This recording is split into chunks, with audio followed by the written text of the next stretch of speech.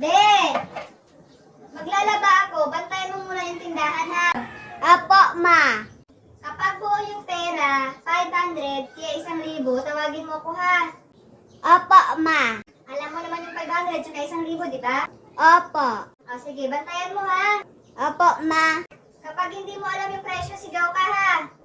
Sige po, ma. O, maglalaba na ako.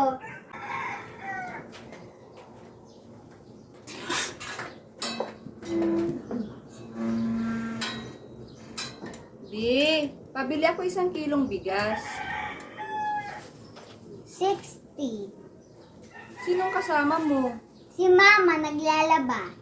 Ay, 1,000 yung pera ko eh. Marunong ka bang magsukli? Ay, te.